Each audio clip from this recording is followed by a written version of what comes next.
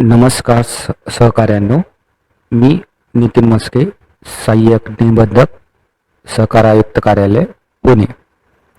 आज आपण आपल्या कार्यालयात एखाद्या ई फाईलवर कारवाई पूर्ण झाली तर ती त्या फाईलमधील जे साईन झालेलं पत्र आहे ते पत्र इतर कार्यालयाला, जसं DDR कार्यालयातून विसनी कार्यालयाला किंवा सहकार आयुक्त कार्यालयाला किंवा इतर TDR कार्यालयाला, आणि ज्यावेळेस AR कार्यालय तयार होतील त्यावेळेस AR कार्यालयाला पाठवायचं असेल किंवा इतर कलेक्टर वगैरे कार्यालयाला पाठवायचं असेल तर कसं पाठवायचं हे आपण बघणार आहोत.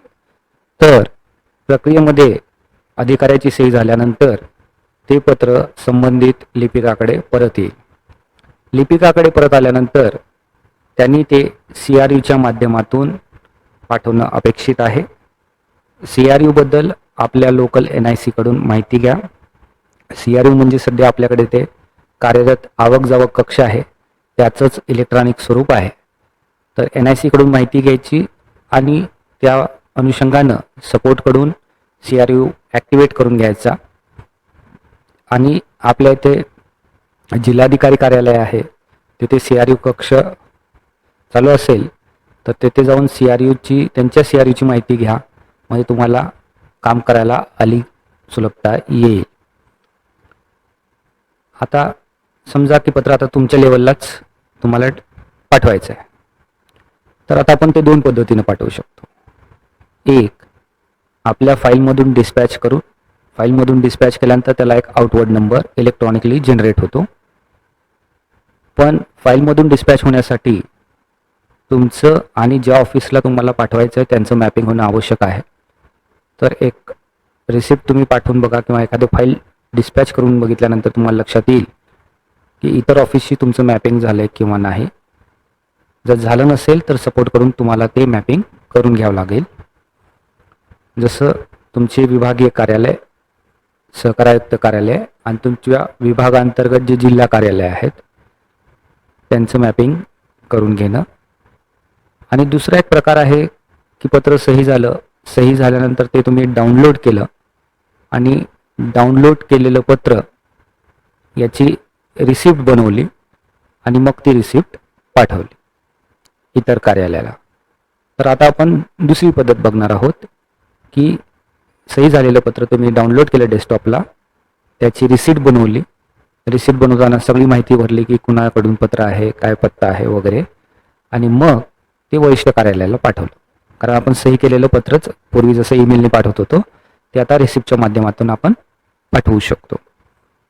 तर ही प्रक्रिया आता आपण बघणार आहोत की एखादं पत्र सही झालेलं आपण डाउनलोड करणार आहोत, त्याची रिसिप्ट बनवणार आहोत आणि मग ते पाठवणार आहोत.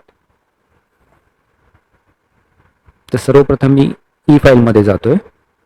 तर मग मला काय करता येईल, तर या TOC मध्ये ड्राफ्ट डॉक्युमेंट दिसतं, ठीक आहे, आणि इथं ड्राफ्टमध्ये व्ह्यू ड्राफ्ट दिसतो, ठीक आहे.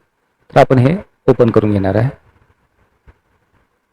ठीक आहे. व्ह्यू ड्राफ्टमध्ये ओपन करून घेतल्यानंतर आपल्याला इथे या ड्राफ्टच्या वर सिग्नेचरच्या खाली प्रेझेंटेशन मोड, प्रिंट आणि डाउनलोड असा एक ऑप्शन दिसतोय.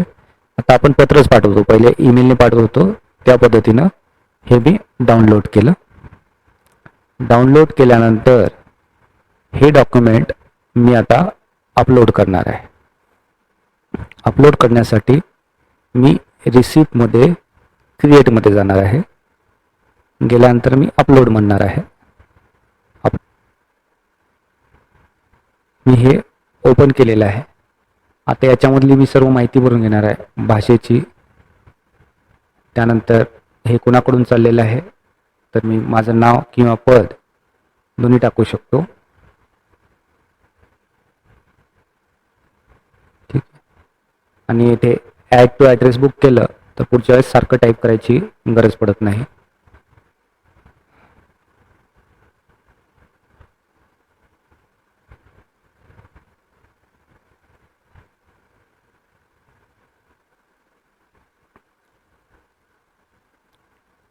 या पद्धतीनं हे सही झालेलं पत्र मी तयार करून घेतलं आणि त्याला जनरेट म्हणालं. आता हे जनरेट झालं रिसिप्ट. आता ही रिसिप्ट कशी पाठवायची? तर आपण करणार आहे सेंड.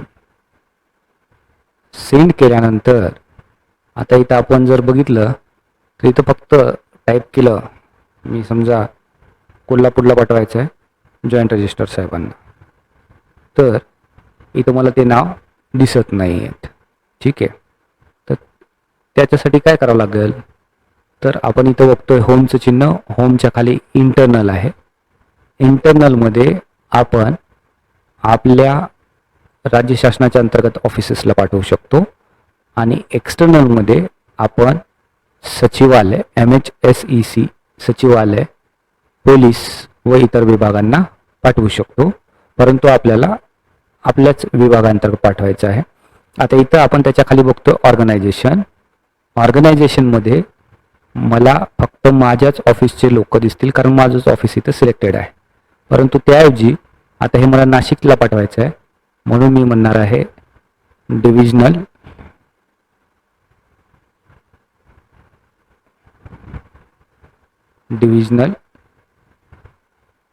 जॉईंट, आणि त्यानंतर त्या ऑफिसेसची नावं इथं आपल्याला दिसतील. तर यामध्ये नाशिक दिसते. नाशिक बघितल्यानंतर मग मी इथे जॉईंट साहेबांना पाठवणार आहे.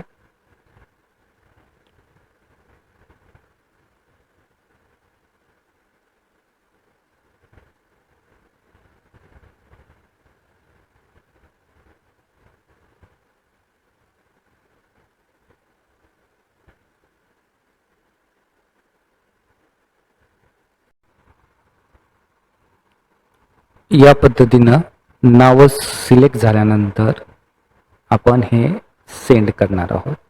सेंड केल्यानंतर ही कॉपी त्यांना मिळून जाईल.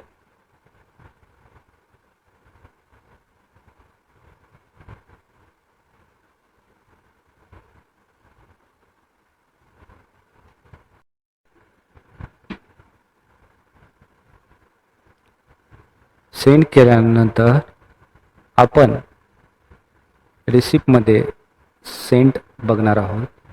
तर या ठिकाणी आपल्याला दिसतंय की हे रिसिप्ट आता निकम साहेबांना आणि त्या कार्यालयातील मराठे आहेत, मयूर मराठे, त्यांना प्राप्त झालेली आहे. तर या ठिकाणी आपण रिसिप्ट कशी पाठवायची इतर कार्यालयाला ते बघितलं. पुढच्या व्हिडिओमध्ये आपण फाईलवर सही झाल्यानंतर फाईलमधून पत्र डिस्पॅच कसं करायचं ते बघणार आहोत.